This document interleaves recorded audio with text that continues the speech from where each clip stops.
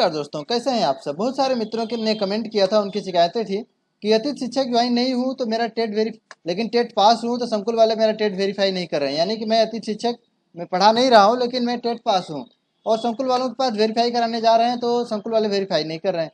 तो कहाँ से टेट वेरीफाई कराएं, कैसे कराएं, इसके बारे में इस वीडियो में बात करूँगा। तो चलिए वीडियो शुरू करते हैं। हम सबसे पहले आपको दिखाते हैं कि संकुल मतलब जो अतिथि ज्वाइन नहीं है उनका टेट वेरीफाई होता है कि नहीं होता है, उसके बारे में बात कर लेते हैं।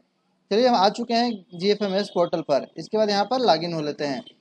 लॉगिन होने को जैसे हम लॉगिन हो चुके हैं, यहाँ पर देख सकते हैं कि हमारे पास कोई भी अनुभव प्रमाण पत्र का दावा नहीं है। कोई भी अनुभव प्रमाण पत्र का दावा नहीं है मतलब हम नहीं पढ़ा रहे हैं, मान लीजिए। ठीक है, यह देख सकते हैं कि कोई अनुभव प्रमाण पत्र का दावा नहीं है, कोई नहीं पढ़ा रहे हैं। ठीक है, तो मतलब नहीं पढ़ा रहे हैं तो हम देखते हैं यहाँ पर न पैनल भी कुछ नहीं है। पैनल की जानकारी देखें या दर्ज करें, चलिए देखें कर लेते हैं। पैनल भी हम नहीं मतलब पैनल भी दर्ज नहीं है, यानी कि हम ज्वाइन ही नहीं है, अतिथि में ज्वाइन नहीं है। लेकिन क्या हमारा टेट वेरीफाई हो सकता है कि नहीं हो सकता। अब चलिए हम टेट की जानकारी देखते हैं। एड टेट क्वालिफिकेशन पर जाएंगे और यहाँ पर देख सकते हैं, ये देखिए इतना टेट है हमारे पास, देखिए। और ये देखिए टेट वेरीफाइड भी है। जब टेट वेरीफाइड नहीं रहता है तो उसमें कुछ अलग प्रकार से दिखता है। वो कैसा दिखता है, ये थंबनेल में देख सकते हैं। यहाँ पर इसके नीचे एक अपडेट डिटेल का ऑप्शन हमारे सामने दिखाई देता है।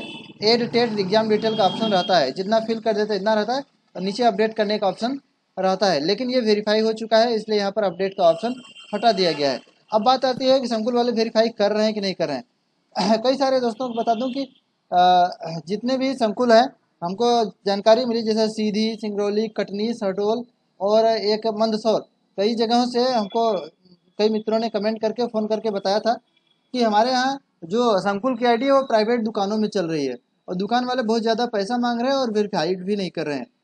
कई जगह वहाँ की सब संकुल वाले अपनी आईडी प्राइवेट दुकानों में दे दिए हैं और दुकानों में देने के बाद वो दुकान वाले हमारा वेरीफाई नहीं कर रहे हैं।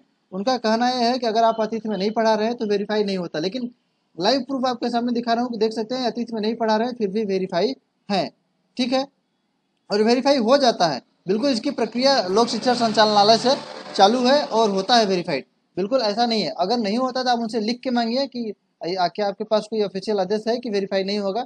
और अगर नहीं करते हैं तो लिखित मांगिए या फिर आप उसमें CM हेल्पलाइन शिकायत कर सकते हैं।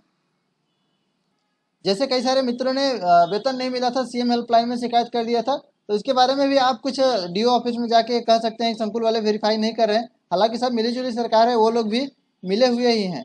तो आप एक बार प्रयास कर सकते हैं कि वेरीफाई हो जाए, लेकिन वेरीफाई होता है क्योंकि संकुल वाले जवाब देते हैं वेरीफाई होता ही नहीं है।